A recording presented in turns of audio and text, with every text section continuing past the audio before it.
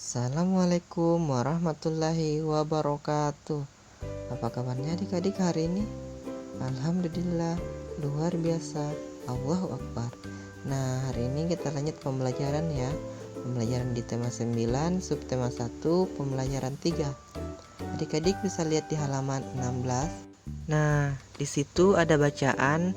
Silakan adik-adik baca dulu mulai dari atas sampai bawah karena di situ akan memberikan informasi tentang sumber energi.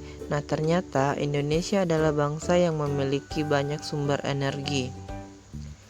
Sumber energi mulai dari minyak dan gas bumi atau biasa disebut migas. Bahkan sampai yang bukan minyak dan gas bumi atau biasa disebut dengan non-migas. Nah, sumber-sumber energi ini tersebar di seluruh pulau-pulau yang ada di Indonesia. Nah, kemudian kesemuanya ini harus dimanfaatkan secara bijak demi kesejahteraan penduduknya. Nah, ternyata adik-adik sumber energi itu terbagi atas dua. Yang pertama, sumber energi yang tidak dapat diperbaharui. Yang kedua, sumber energi yang dapat diperbaharui. Nah, yang mana sumber energi yang tidak dapat diperbaharui? Nah, ternyata sumber energi yang tidak dapat diperbaharui merupakan sumber-sumber energi yang akan habis. Berarti ketika dipakai akan habis. Nah, sumber energi tersebut juga tidak dapat diperbaharui. Kemudian pada umumnya minyak dan gas merupakan sumber energi yang tidak dapat diperbaharui. Karena ketika kita menggunakan minyak atau gas, nah kemudian gasnya itu pasti akan habis, minyaknya itu akan habis. Contoh lain, ada batu bara, gas alam, dan hasil tambang lainnya. Nah, kemudian yang kedua, sumber energi yang dapat diperbaharui. Yang mana sih yang dapat diperbaharui?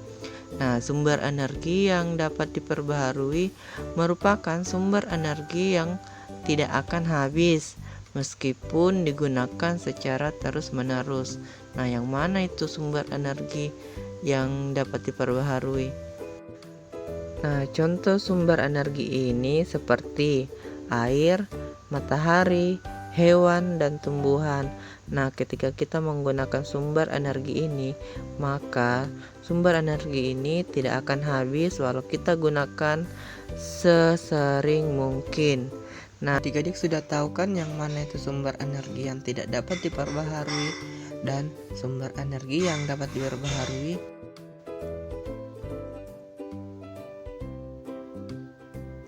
Nah, tugasnya adik-adik sekarang, silakan buat daftar pertanyaan sebanyak 5 pertanyaan terkait sumber energi yang dapat diperbaharui ataupun yang tidak dapat diperbaharui.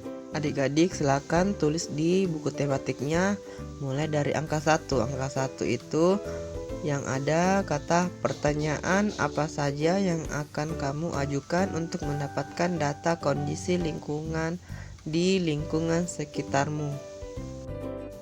Kemudian buat 5 daftar pertanyaan terkait dengan lingkungan, sumber energi yang dapat diperbaharui ataupun yang tidak dapat diperbaharui. Contohnya, sumber energi apa yang biasa kita gunakan dalam kehidupan sehari-hari? Itu 1. 2, bisa buat pertanyaan lagi, pentingkah sumber energi dalam kehidupan kita sehari-hari? 3, apakah air merupakan kebutuhan kita dalam sehari-hari? Jika penting, biasa digunakan untuk apa? Kemudian yang keempat, apa manfaat matahari bagi bapak atau ibu? Nah, setelah adik-adik buat daftar pertanyaan, silakan lakukan wawancara kepada salah satu anggota keluargamu atau temanmu. Kemudian videokan wawancaramu. Setelah dilakukan wawancara, videonya dikirim ke grup, kemudian hasil wawancaranya dilaporkan seperti di gambar.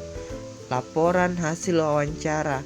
Ada tanggal wawancara, tanggal hari ini, kemudian data hasil wawancara, nama adik-adik, kemudian nama narasumber, nama yang adik-adik wawancarai, kemudian pertanyaannya tadi ada 5, ditulis 5 pertanyaannya, kemudian jawaban dari orang yang adik-adik wawancarai.